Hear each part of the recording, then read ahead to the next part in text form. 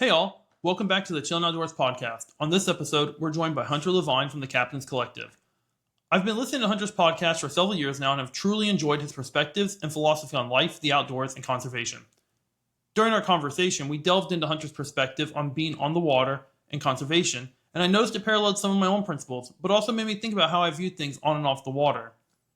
We also touch on consumerism and its implications on our lives and in the outdoors, and as well as discuss travel fishing and what it takes to be a guide, as well as social media, self fulfillment, overcoming burnout, and our perspectives on writing.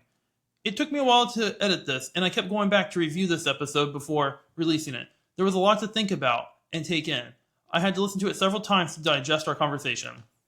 Thank you again for joining me, Hunter. I've truly enjoyed our conversation, and I hope you will join me again. I promise it'll be early in the day, and I won't have you up until midnight. I hope you guys enjoyed this episode as much as I did and take away as much as I did from it. So once again, really, thank you for coming on. Sorry it took so long to get everything figured out. Would you like to start with introducing yourself? Yeah, it sounds great. My name's Hunter Leavine. I'm the host of Captain's Collective podcast, which is on Apple and Spotify.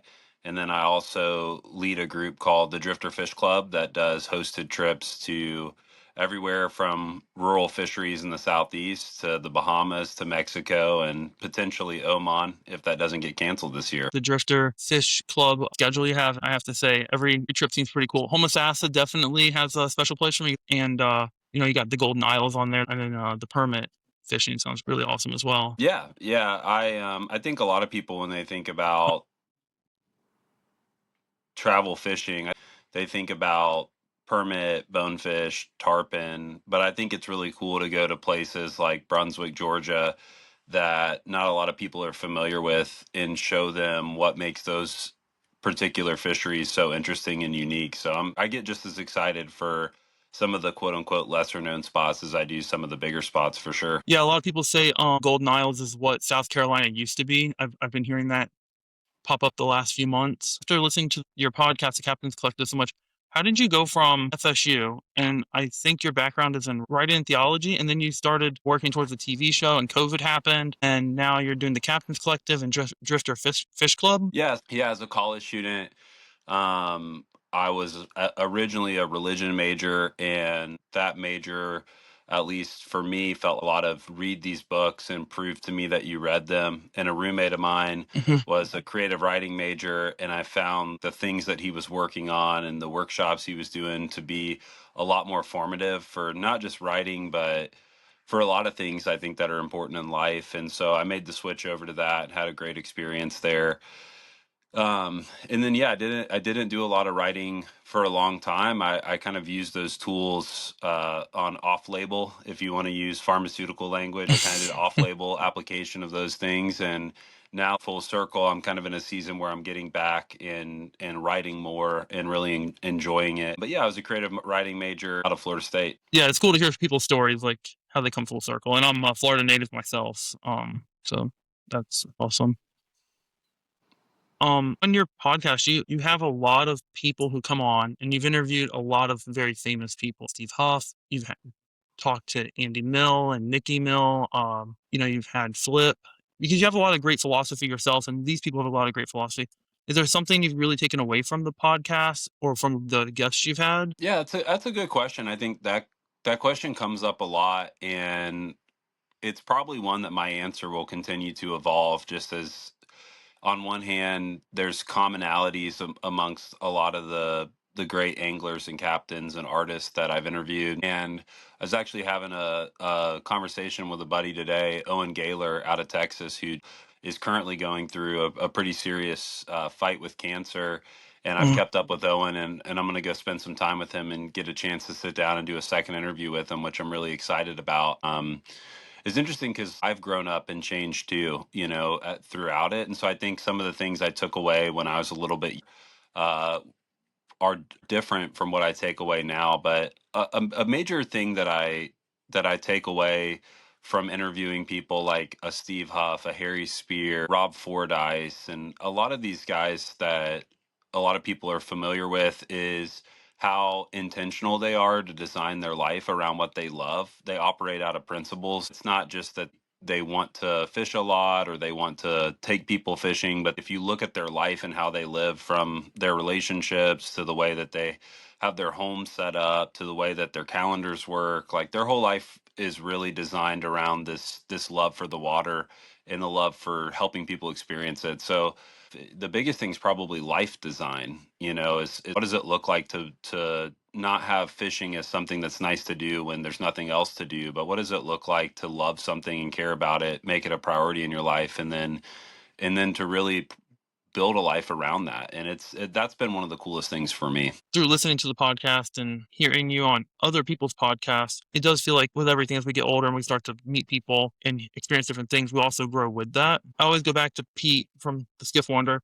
I learned a lot from him in not only doing this, but also in sharing things and even my ideology on the water. You don't have to share everything, but the water's for everybody. Right. I wanted to see how that reflected with you as well, meeting these people. Yeah, for me, the idea of celebrity is, I think, something that's worth a longer conversation. But these well-known figures, for whatever reason, they've been able to garner a lot of attention in this community. And some of that has to do with, if you talk to them, just right time, right place. Steve Huff said, I don't know why people have been drawn to my story or my thoughts. But for me, some of the most rewarding interviews are with lesser known people that I just find really interesting and endearing. And I've tried to, throughout the course of the podcast, not just chase people who have big followings, but also chase people that I find interesting, and sometimes sit down with people that I might not have considered if I didn't go out of my way sometimes to find these kind of lesser known folks. As far as the water being for everybody, I think that's a big conversation. There's a tension that a lot of people feel with the fact that their fisheries feel crowded. There's always a tension with the older generation and the younger generation for just thinking different, doing things differently. Those tensions of increased pressure in fisheries, of upcoming generations, the list could go on and on. All those things kind of come to a head with this conversation about the waters for everyone. If you genuinely believe that the water is for everyone, that is actually something that can help a lot of people's lives. It's going to challenge some of your own preferences. I've never met a fisherman who wouldn't prefer to launch a boat at a ramp with nobody else at it. And at the same time, there's a selfishness in that everybody has to wrestle with. So I think different people at different moments in their life handle it different ways. The conversation around respect and respecting each other on the water, I think, is a whole separate conversation. It's been a big theme in the podcast, the idea that the water's for everyone, and it's one that I've tried to explore. There's some people who they're honest enough to tell you, I wish nobody else fished. And ironically, a lot of them are guides who take people fishing for a living. That's like wishing that people ate healthier and owning a McDonald's. It's like, but I think that tension is something that people wrestle with their whole life, and I think it's cool to have conversations with people about it. There's a phrase I use a lot from a book called "Amusing Ourselves to Death," and he says to speak is to break the spell. And I think there's a really big value add in having conversations around what do we do with getting people on the water, what do we do with conservation, what do we do with pressure, increased traffic, all those things. And that's something that comes up pretty naturally and pretty frequently. Yeah, no, I struggled myself with what do I post? Because sometimes I'm like, am I doing the fishery wrong by posting I caught that trout or I caught that redfish? Am I hurting the fishery? And I think that reflecting back and looking at it is you are, yes, maybe in some cases you are hurting the fishery, but at the same time too, if people don't care about something, if they don't care about the health of the water because they want to catch tarpon or snook here in Tampa, Masasso, or in the Keys, then we lose it. And if, being from Florida, uh, we're growing every day and we're losing more and more to development and pollution and different things. And I see that now people are really caring about the fishery and the wildlife in general, whether it's hunting or fishing or bird watching, because they're going out there and they're doing it. Like I said, if people don't go out, then we lose it. Yeah, I think on the conversation on social media, sometimes I think it's a decent conversation, but it's missing something really important, which is the idea that Anthony posted a photo of a redfish and now people want a redfish is crazy. Because if you take little kids to the water. They want to see fish and catch fish, and you're not making people want to do something that humans have done for as long as they can. That's putting way too much weight on a film or social media. And you hear that a lot. Now everybody wants to fish. Like that's a big, like, you think you made fishing cool. People have been fishing forever. I was just with my 6-year-old daughter today. I have a really amazing place called the Marine Specimen Lab in Sopchoppy, Florida, that has all these fish and touch tanks, and every single kid in the class was enthralled by the fish, wanted to put their hands on things.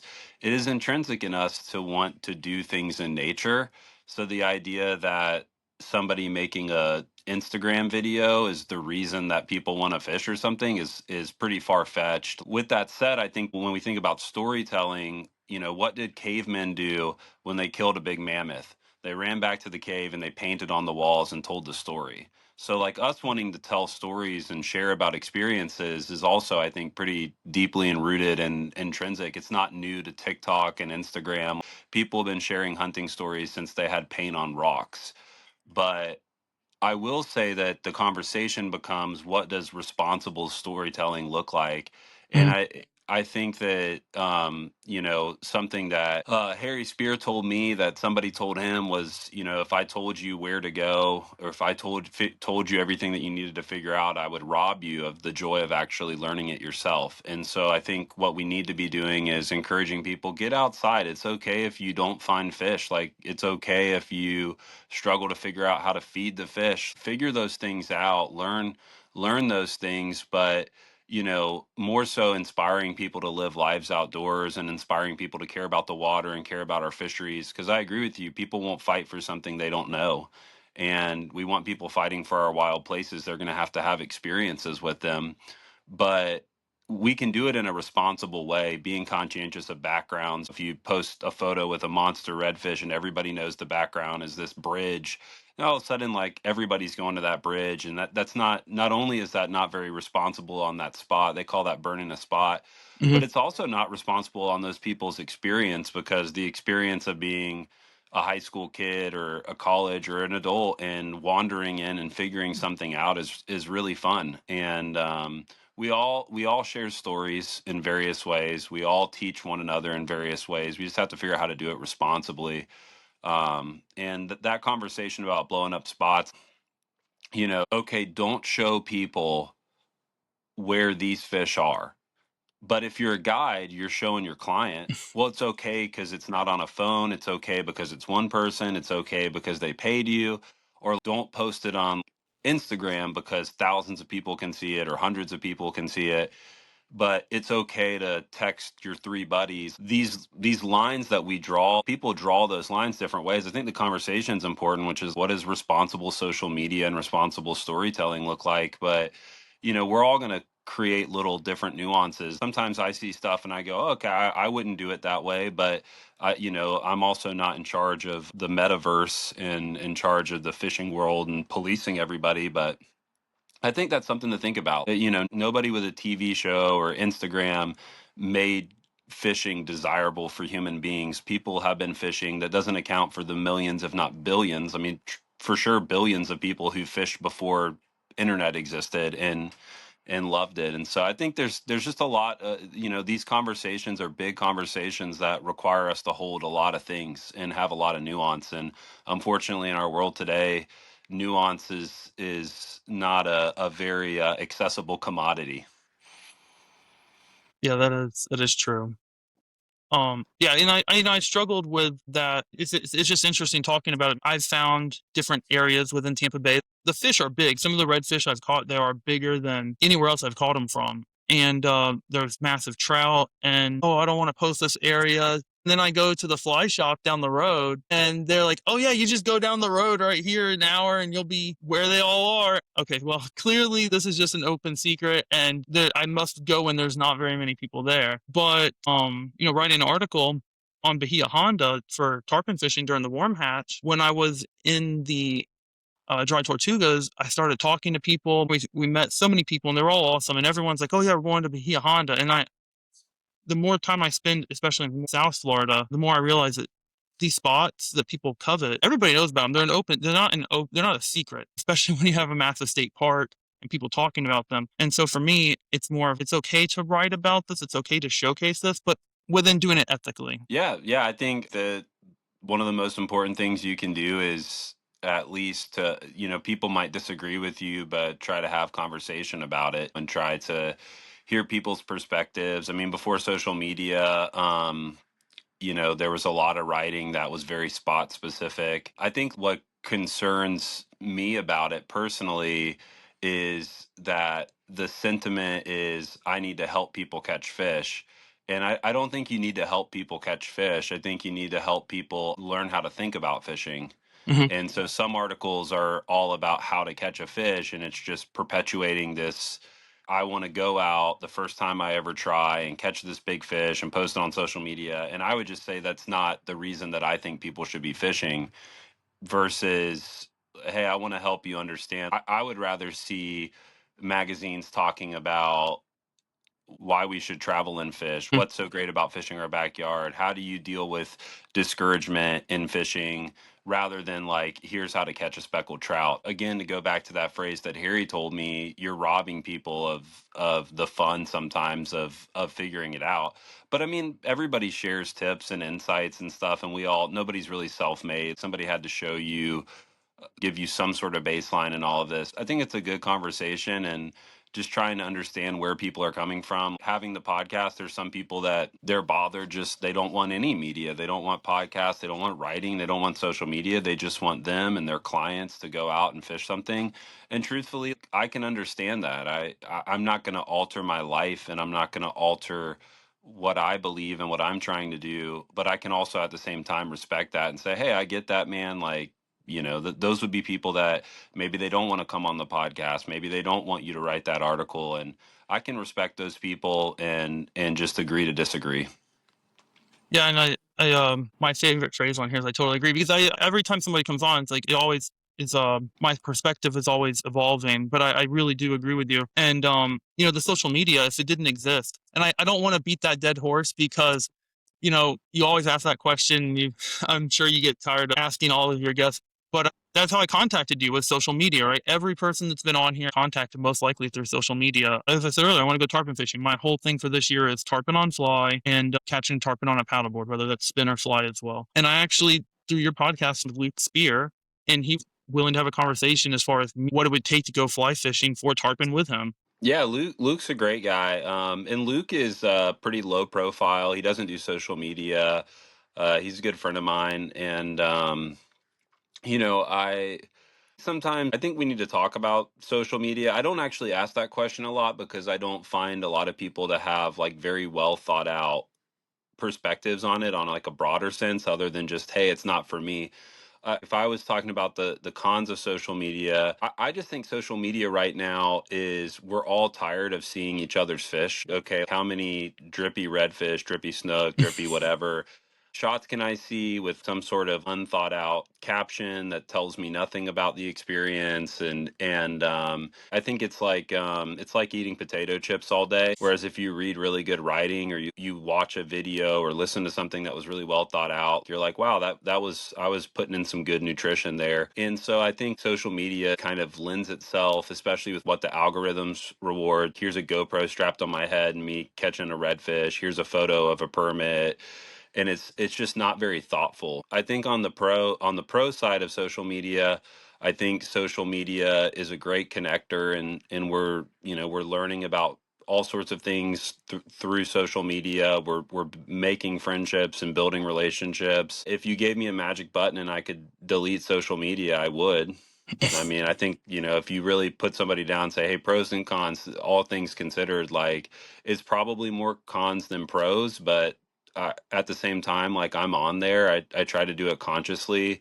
And then I also just think people get into fishing. I heard somebody that was saying, I think it was on a television show, people are more into the outdoor lifestyle. They're more into the lifestyle than the outdoors themselves, something of that sentiment. And I think that's happening in fishing. And that might be good if you sell t-shirts or coolers, but I don't think it's good for our fisheries and I don't think it's good for our community. Yeah, it's hard because for me, my whole thing is doing things on a budget, right? Like used fly rod, used fly reel. I bought a paddleboard, which has taken me a lot further in my fishing. And I'm not really there to trying to impress anyone. I'm just trying to have a good time and share the experience. I don't have a lot of friends who enjoy the outdoors. Their idea of going outdoors is like walking from their house to their car on the way to work.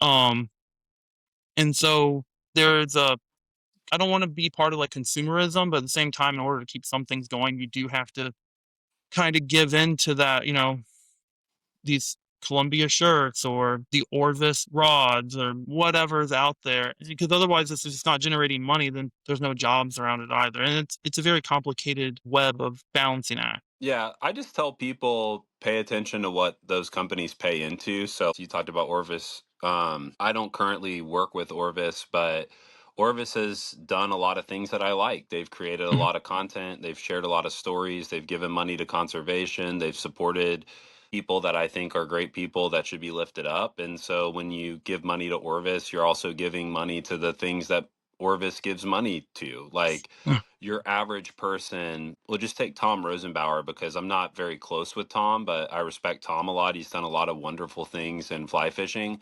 I will never spend as much money with Orvis as Orvis has spent with Tom.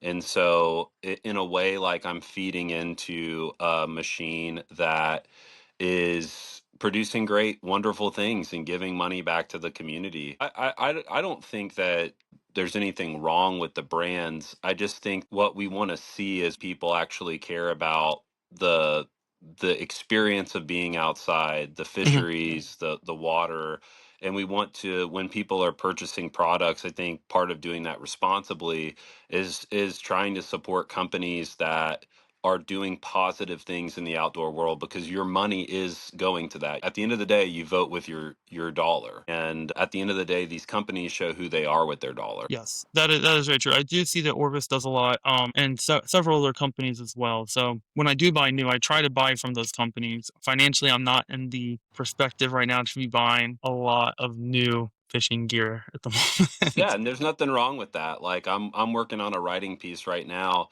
with and this is the first time I've talked about it. I'm working on a writing piece right now with the rise of status symbols in the outdoor world. And growing up as a kid hunting and fishing in Florida, I never showed up to a hunt camp or to a fishing trip and felt like, oh man, I don't have the right shirt, the right cooler. Like people are going to think I'm lame. People are going to not like me because I'm not wearing the right freaking boots. I don't know what I'm still parsing through how much of it was just I was really fortunate to be raised in a community that wasn't showboaty and didn't make that a thing, or if that's changed, or maybe a little bit of both. But I think it's great to buy a premium product. If you buy a, really solid, well-built product, it might last you 20 years, which is cheaper than buying 5 or 10 really crappy products that are going to break over the course of 20 years. If you buy a product that's going to be dependable, we'll take a fly fishing reel.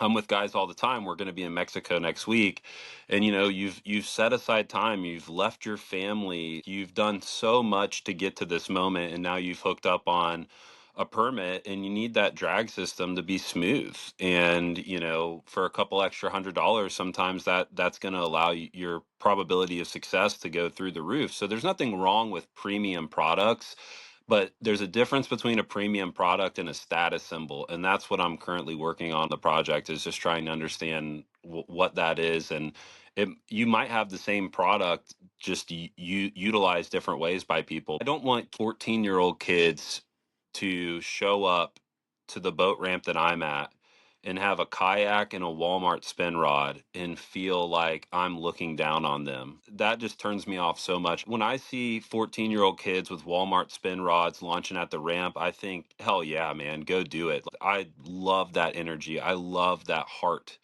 I don't look at them and go, oh, dude, the igloo cooler, loser. I mean, what in the world? What has this come to?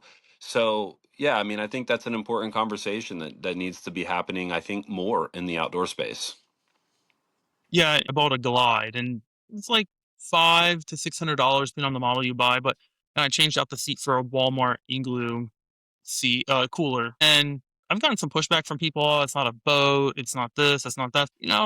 Man, it gets me to the same area where you are.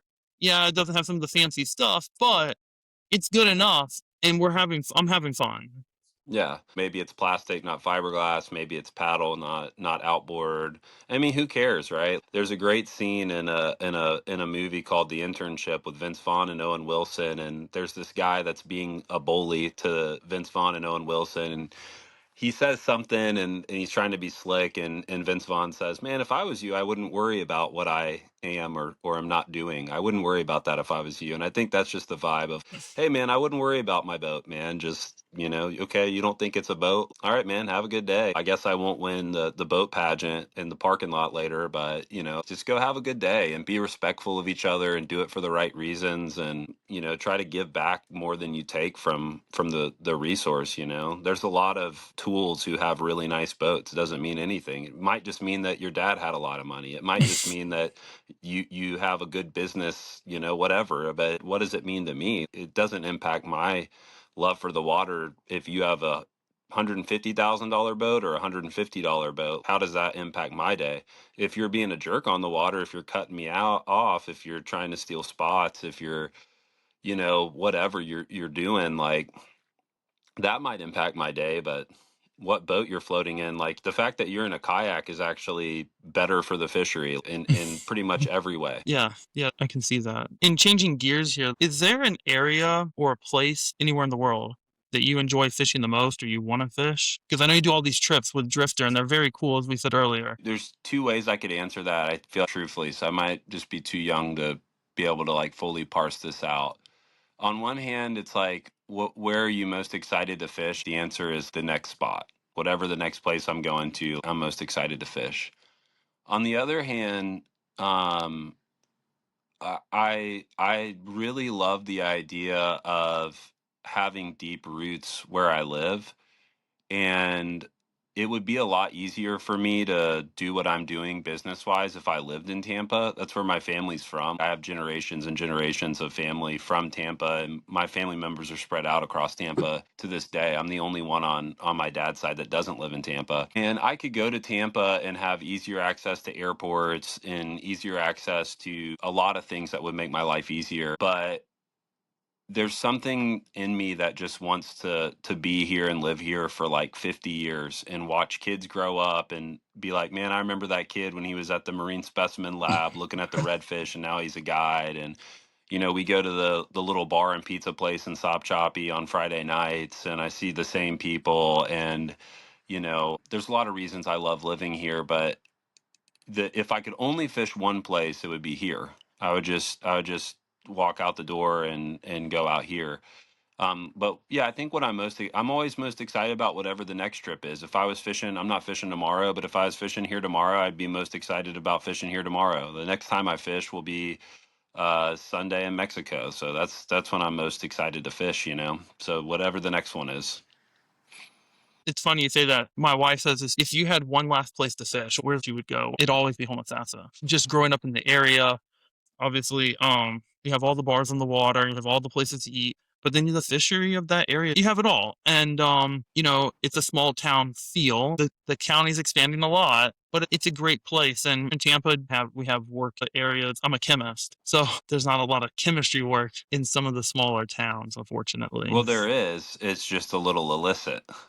Yeah, yeah, it's very yeah, there's a lot of It's clandestine you could labs. you could always yeah you could always pop up a meth lab pretty much anywhere in rural Florida. But yeah, I don't know. When I go to these different places, an interesting approach is everywhere that I've ever fished, it's someone's favorite. So instead of me worrying about my list of what's the quote unquote best places, I could go to Homosassa and fish with one of my favorite people, Jimmy Long, who's been a guide there forever, and I could ask myself instead of saying, do I think this fishery is better than my fishery? I could approach that day saying, why does Jimmy love this fishery so much? And if I can get a taste of that, then I'm gonna have a really great day on the water. The comparison stuff, it's like the little best southern cities list and stuff that come out every year, and it's always Hmm. different cities. At this point, what are we even talking about? How would we determine that? And if somebody made a list of the top 10 best fisheries, I'd be really happy to see mine not on there. Not because I agree with it, but because of what we were talking about earlier. Everybody's got their reasons for why they love their fishery. Instead of arguing with them, maybe just have fun and try to see their perspective. Yeah, on a recent episode of the Millhouse podcast, they had a guide on there, and they said, yeah, a lot of people write in. I went fishing Homosassa, and I didn't catch nothing. I'll never be back. And uh, people say, I don't know why you say it's so great there. You can't catch anything here. Please, please, don't come. Yeah, that was Jonathan Hamilton. He's a great guide. You know, the conversation that we're having about responsible sharing, I think Jonathan has a lot to contribute to that, and I think that it's definitely it's definitely an amazing place to check out. And Homosassa has a beautiful history. The main reason that we're going there is, you know, I sent all the guys. It was really cool. Monty Burke signed a copy for them of Lords of the Fly, and then I sent it to Hmm. the guys and I said, "Read this story." And Monty did some great reporting work and great storytelling, and come just experience this place. You know, I mean, some of these things change too. Like what might be, you know, like fish have tails, they move, you know, and weather patterns are different. Like sometimes the east coast of Florida is just getting smacked with bad weather and it's good over here, and vice versa. And sometimes one year a certain species of fish might not be as prevalent and the next year it might be really good, or you might go out and you might just not see them, but they might have been swimming 200 yards past you. But yeah, Homosassa is really cool. Jonathan Hamilton's great. I think he did a great job on that podcast, and he contributes a lot to that conversation. I think he's got a lot of good thoughts. Yeah, I really enjoyed that. And yeah, I actually had a copy that Monty Burt signed of Lord of the Flies. I met him in Sarasota, and he was a super awesome guy. His words of wisdom were find people. You want to talk to people and find people who have passion for what they do, and you'll find inspiration through that passion. Oh, that's good. Yeah, I listen to everything Monty says, so I tend to agree with Monty. I would love to disagree with Monty. They get me really excited. I haven't seen him say anything yet that I disagree with, so I'm excited for the day I can disagree with Monty. But he says great stuff, so I like him. Yeah, he's super awesome. Kind of shifting gears again here with travel. How do you stay inspired and avoid like burnout through busy touring and having just do all the travel and not just with Drifter, but you do other travel as well, like the Golden Isles for the Fly Fish Festival. And you were just at another Hmm. Fly Fish Festival. Yeah, it's a good question. I mean, the reality is like I just had a conversation recently where I felt like I'm gonna make adjustments and not go to as many events and go and get and be a little more aggressive on my podcasting. I do all my podcasts in person, and the only time I've ever not done podcasts in person was a little stint during COVID. I wouldn't say burnout's like a weird phrase, right? Because I know what people mean, Hmm. but there's stages, it's a spectrum. When I start to just feel a drag, I try to just do a little check-in and figure out what's going on. Some of the events recently, I've just decided I'm going to step out of the events a little bit. I'll still go to some of them, but that's a much longer conversation. There's a lot more events coming. I think it's great that there's more events coming. I can't go to all of them, and certain things drag on me a little more than others. So I think it's just being honest with yourself and being like, okay, I need to make a change here. I need to approach this a little bit differently. You know, for me, like I don't like to be away from home for more than a week. My life is usually all big travel is maybe a week off or a week on, and then 3 to 4 weeks I'm home, and then a week gone, and then there's some little stuff in there, and that right now in this moment in my life feels like a good balance. But another thing that's I think really important is whenever you travel, like understanding what things tend to weigh you down. And so for me, like I need certain things like um I need to just fly out of Tallahassee. Like 90% of the time I fly, I just drive up to Tallahassee and I fly out of there. Like I might be able to save $200 by driving 3 hours, but now I'm adding an extra 6 to 7 hours. I'm tanking myself out when I get home to be around my kids. Like I'm more tired. Like it's just worth it. And so we find ways to back to the build your life around it or priority. I don't tailgate. I can't afford to tailgate. Like I don't clothes shop. I can't afford to clothes shop. I don't There's a lot of things in my life that I don't do and I'm willing to not do in order to do this in a way that's sustainable. And I think that the real thing is whenever you start to feel burnt out, which is, you know, I'm tired, I'm not as excited about this, it's a great indicator, like the check engine light. Like, pull the car over, run a test on it, see what's making you feel that way, see what that is telling you. Like, do you need to sleep more? Do you need to take better care of your body? Are you not spending time with the right people? Are you fishing too much? It could just be a million things. I think you just have to sit down and literally work that out with yourself. Yeah, and I agree with that. For me, I work full time, and I wish I could actually fish more. And even though I enjoy being a chemist, it's very easy to get burnt out. You're sitting in the laboratory all day. There's no windows.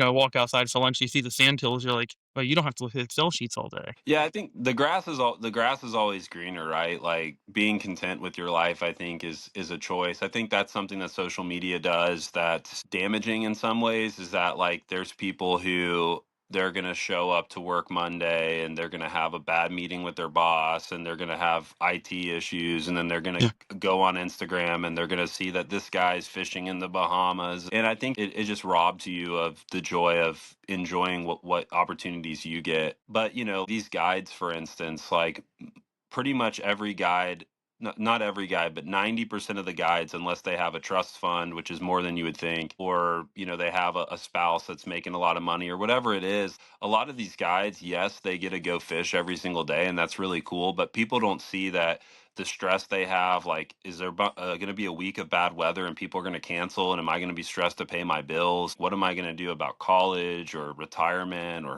or insurance? If you spend time around guides, you very quickly realize the challenges that they have. So your challenge might be that, you have to show up and do a bunch of spreadsheets that you don't want to do, but their challenge is just different. Every man's mountain is their own. Despite what you see on Instagram, it's not all having fun in the sun and making money. Yeah, and that's very true. Yeah.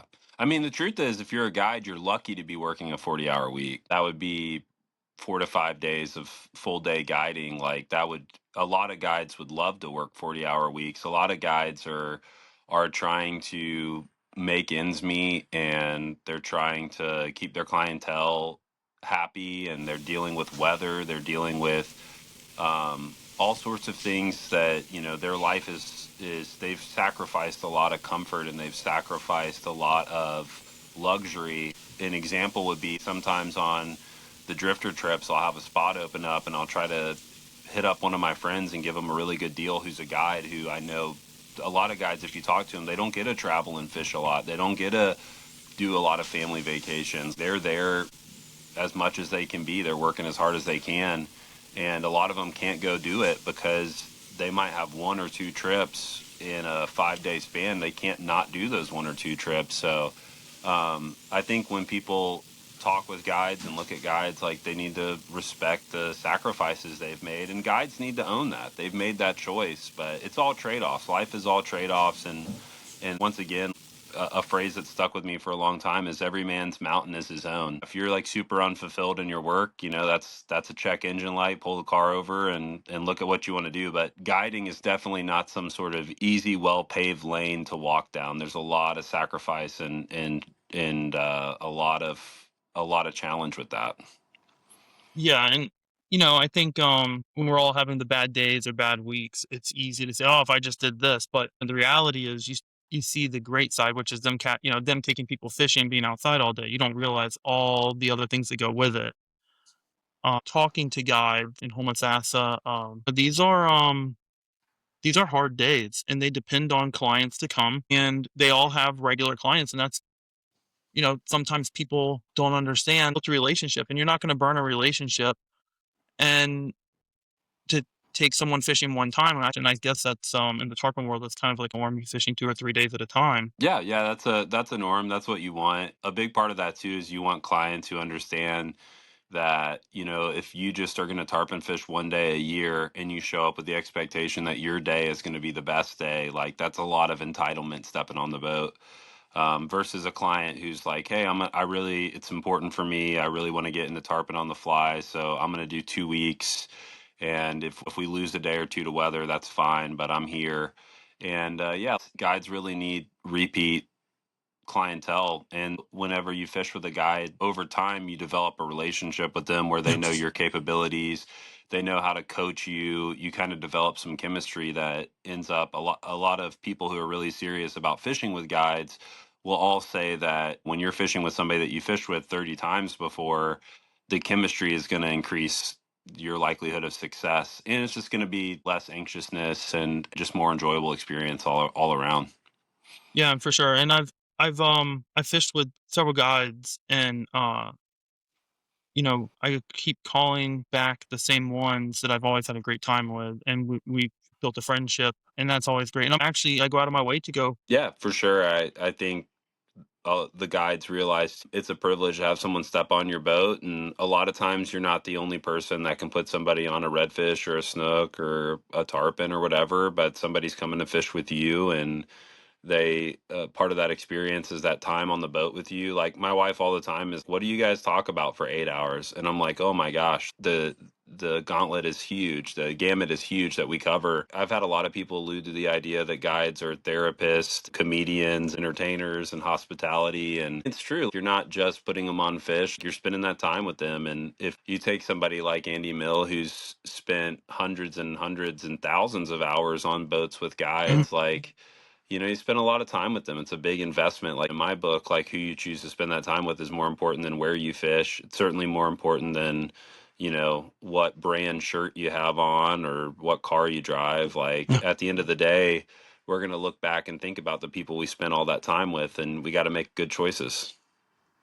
I'd met Andy in he came to Tailwater Outfitters, and he actually spoke about that, and his take on it was really awesome. Yeah, yeah, he would know, man. He would know. He's fished with a lot of guides, so I don't know. He's if he's probably fished with more guides than anybody that I know. So Oh he yeah, definitely knows stuff.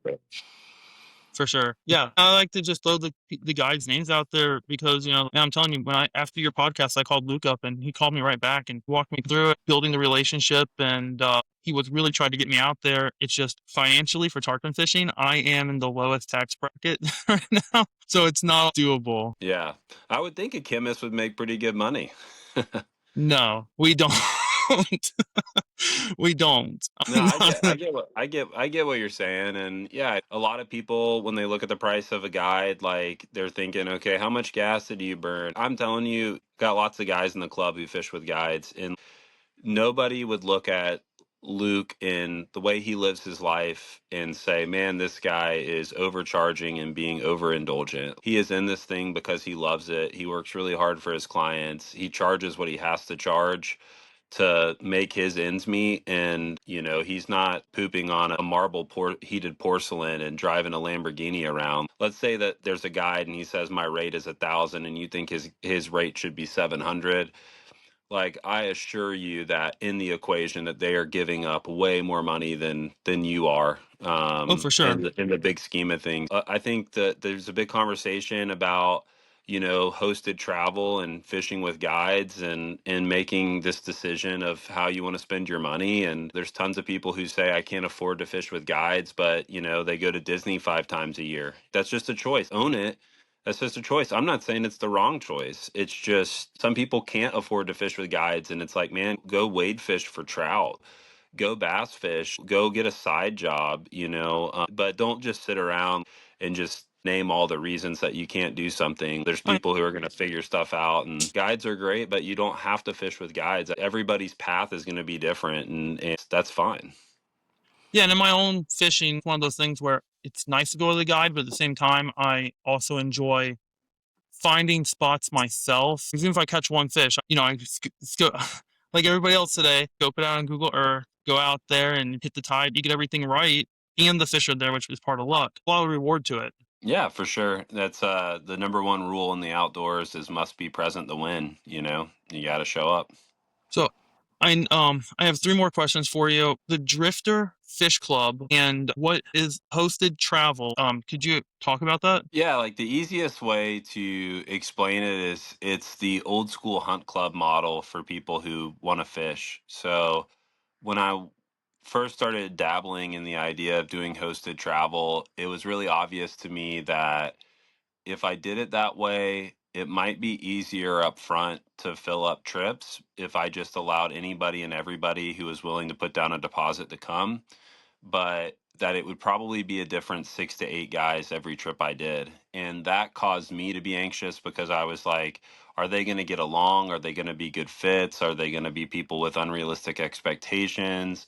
One of the guys in the club calls Drifter asshole insurance. Like, is this guy going to be a jerk to everybody and the staff? And I wanted to go fish with people and hear about how their kids are doing and hear about how their businesses are doing and know them.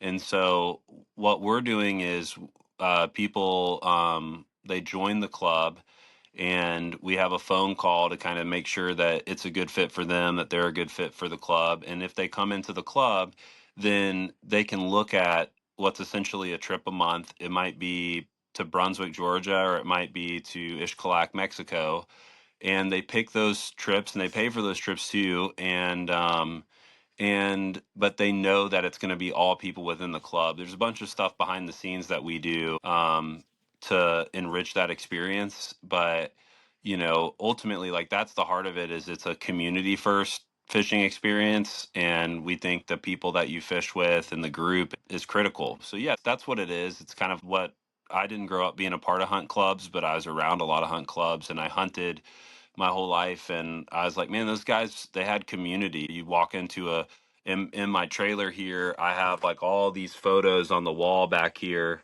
um of over the years, and you go into a hunt club and there'd be all these photos and it's the same guys growing up together enjoying it. I didn't do something new, I just saw something really beautiful and something very traditional and very old, and we just created our own spin of it. So, and then when I'm on those trips, sometimes we'll do like, hey, if you guys are interested, I'm going to interview this guy and come hang out and have a drink. And, but yeah, we've only been doing it for about a year and a half as far as the actual club goes. And so it's a pretty new venture for us. Yeah, I've looked into the Drifter Fish Club. It is really neat, and I see on Instagram the photos. You guys look like you have some really good food too. Yeah, yeah, we love food, man.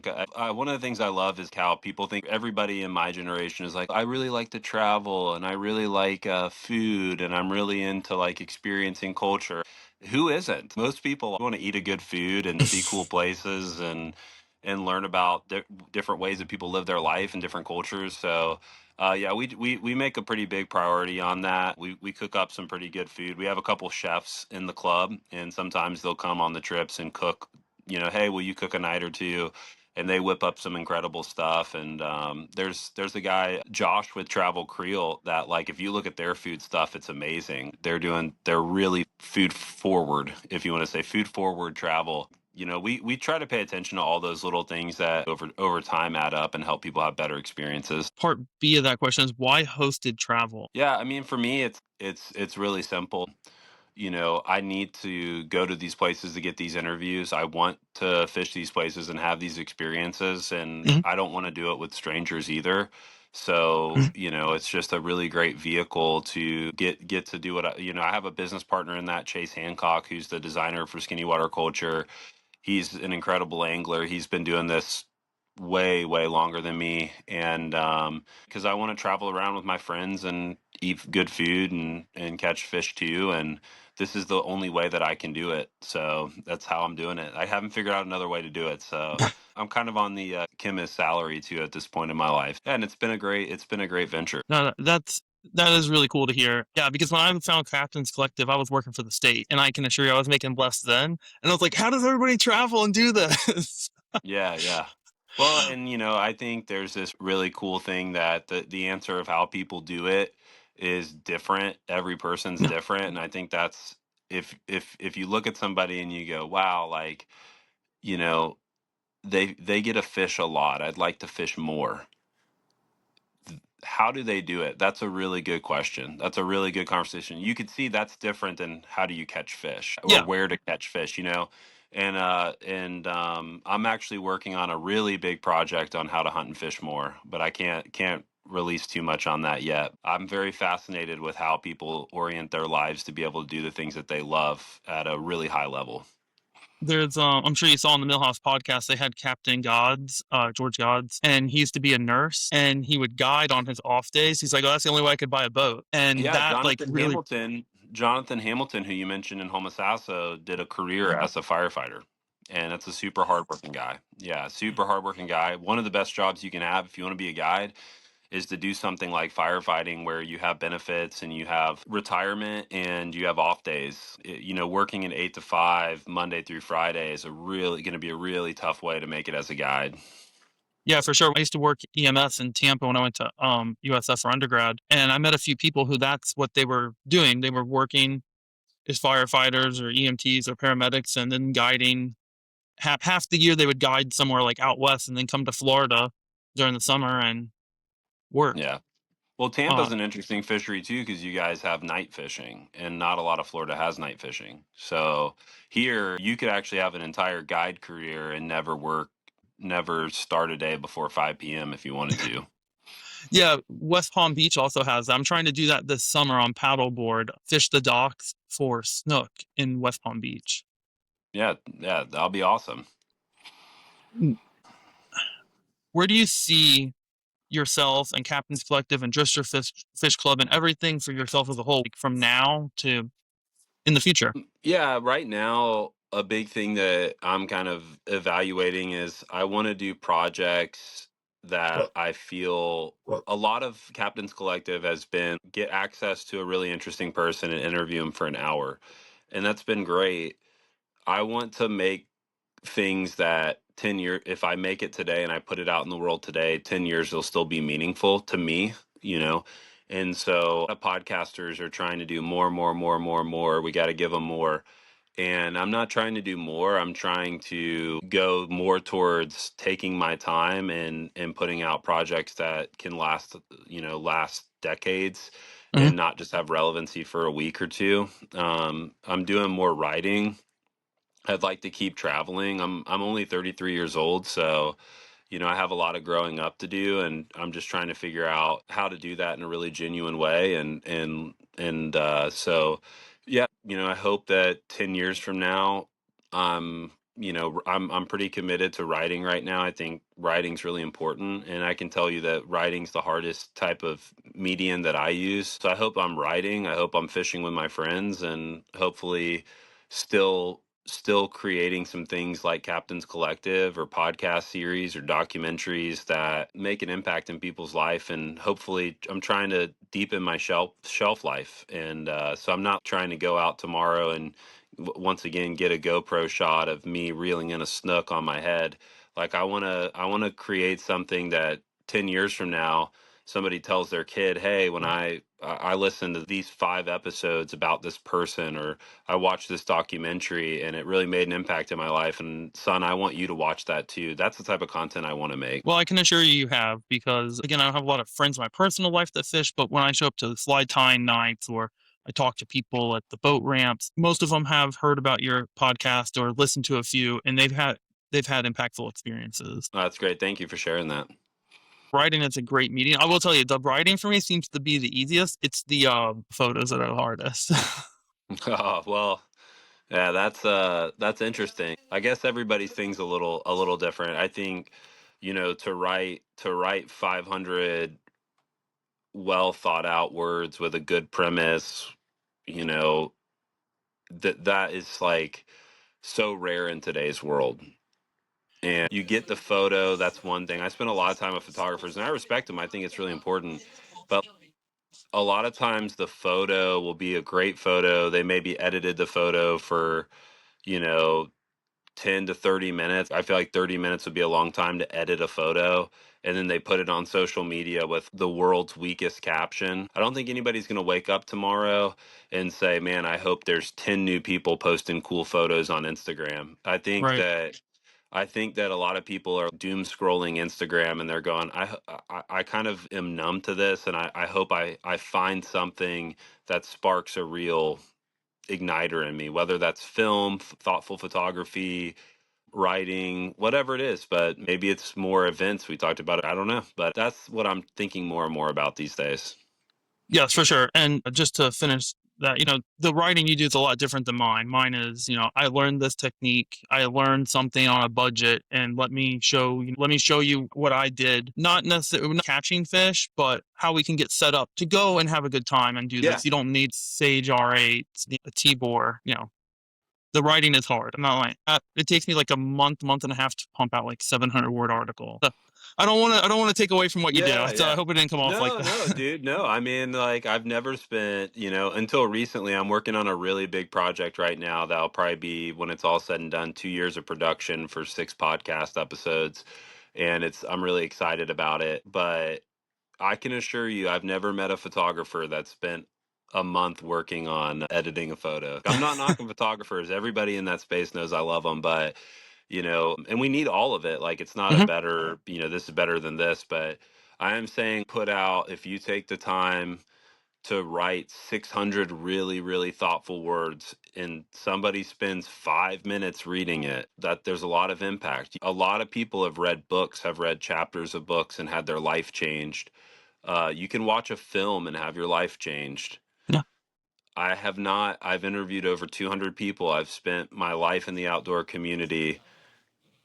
I'm not saying nobody has, but I've not met anybody who said, "Man, I saw this Instagram reel and then my life changed." So, I want to wake up and spend my days doing what I love with the people I love, and hopefully leaving this place a little better than I found it. And for me, if I was just strapping GoPros to my head every day, I wouldn't do this. I'll be honest, I'd be burnt out tomorrow. But yeah, I think it's a good conversation to have. I think everybody's voice matters, and I think there's space for all the different mediums. But for me, hopefully 10 years from now, I'm doing a little bit more deep work and a little bit more writing. I don't even post that much on social media, all things considered, and it exhausts me, so I have to move a little bit away from that.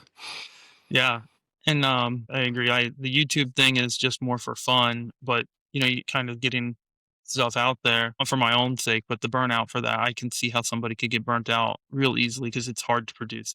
The month of March on this side of Florida is not the best month if you're trying to get content because the wind is terrible. Yeah. Yeah, and Um if you wanna do it for you, if you're scratching your itch, I'm not knocking it. It's just something that I don't understand, and it's not something I'm drawn to, but at the end of the day too, look within yourself and see what you enjoy, and, and you hop on the podcast and let Anthony ask you to explain all your GoPro shenanigans. I mean, there's just tons of people that watch it. I mean, there's just no doubt. It's just I think that we're a little confused in this moment of time with impressions. It's funny that we use the word impressions because I could have a video of me falling off a dock because I tripped over a fly rod and that get a million impressions, mhm. right? Oh, a million impressions. Well, what impression did it make? That's the irony of the word. Is everybody's worried about impressions. Really, it's ironic that it's that word because 10 years from now somebody's not going to say, I need you to see this video. Some dad's going to sit down with his son and say, "Son, I was in a job I hated. I was self sabotaging my life. I needed to have connection in the natural world. And then I saw a video of a guy falling with his pants off a dock. And then I knew I needed, like, no, it's not going to make a real impact. Congrats, you got your million impressions." What I'm guessing is 10 years from now in communication classes in college, they're going to talk about this bubble that was everybody was looking at. Instagram's crazy.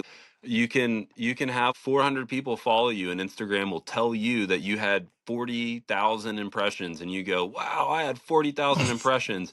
Dude, it knows what it's doing. It's gassing you up, Yeah. but are you really satisfied with what you're making? Are you enjoying it? Are you really making an impact in people's lives, or are you just having a little machine tell you, "Wow, congrats, 80,000 people saw this reel." What does it mean? And what does it mean to you? That's the real conversation, I think, around that. I love that perspective. Before I ask you the last question, I want to tell you I really love that perspective of that because, you know, I post a video on Instagram or a photo or whatever just for fun, but also some kind of engagement so people don't think I'm a bot, like messaging them to do a podcast, which is more common than you would think. If I don't know if you know about that, but a lot of spam. Like bots inviting people on podcasts as a scam.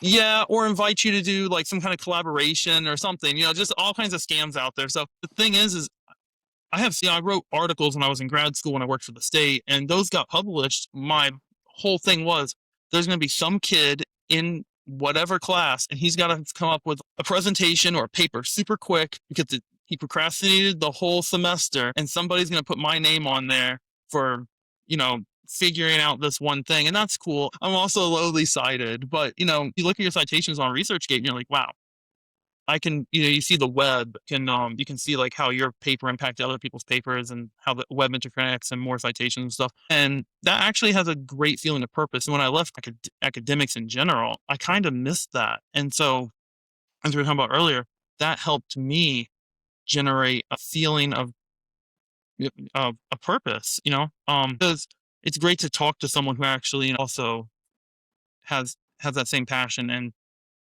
reflects upon it similarly. Yeah, it's well said. So then the last thing is there something you could teach? When you have this job, you meet a lot of people who say, "I wish I could fish more. I wish I could do what you do." You have a lot of people give that sentiment, and they tell you all the reasons why they can't do what they love and care about more. And there's a phrase that a mentor of mine, John Dunaway, told me. He said, "You'll hear these people say must be nice." And I would say if I could teach you anything, it's walk away from this conversation never saying must be nice again, because you could make sacrifices, you could make changes to change your outcome. You are not a stick floating in a river that cannot make decisions and control outcomes. And absolutely, people catch breaks, and absolutely, people are dealt different cards. I'm not saying that.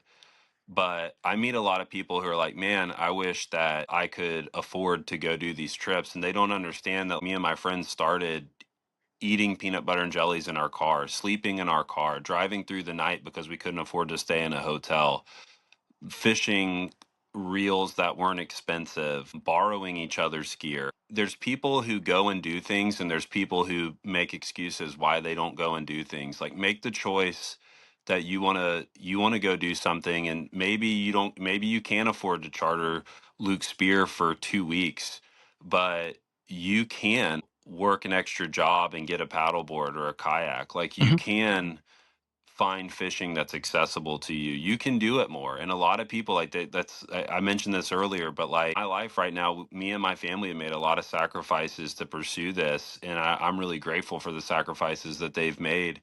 But I don't go to tailgates. I don't go buy shirts on the internet. I don't look at your bank account, look at your schedule. Like, how bad do you really want to do this, and how important is it to you? And stop making excuses, and start figuring out a way to do it more. And I think that's as soon as I hear people say, Up must be nice," I'm like, oh, they have a passive mindset.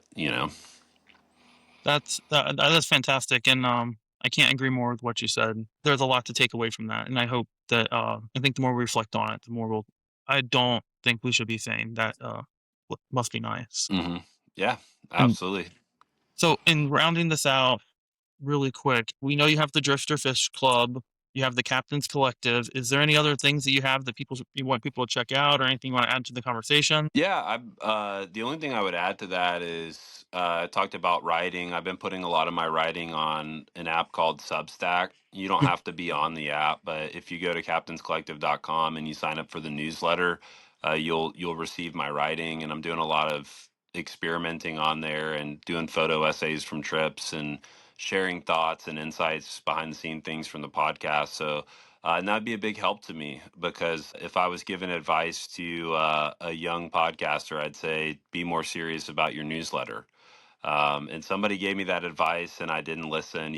I think I'm grateful for all the things I did listen to when I first started, but I wish I would have taken that more serious. So help me out, help yourself out. Subscribe to the newsletter. Look me up on Substack, and check out the writing. I am subscribed, and I hope other people do too because I do enjoy the readings. And th again, thank you so much for coming on and taking time out of your day. I know you guys are very busy, but I really appreciate it. And, down the road, if you have time, we can do a part 2 in the following years and see the growth for yourself and your podcast. And hopefully I have enough podcasts to keep going for a couple of years. Yeah, man. Well, keep doing it, man. Have fun. If you find yourself not liking it, just change it. And don't build a machine that you don't enjoy, that you don't like. I see people do that. They feel like, I have to do this to be successful. I have to do this. I have to do this. And then one day they wake up and they're like, I hate doing all this. Like, I wish I did a podcast once a month. You could do that. You told yourself you had to do 2 a week or 3 a week. You told yourself you had to do XYZ. So, yeah, man, keep grinding, keep doing your thing. And yeah, it's good to talk to you. I'd love to do that. Yeah. Thank you.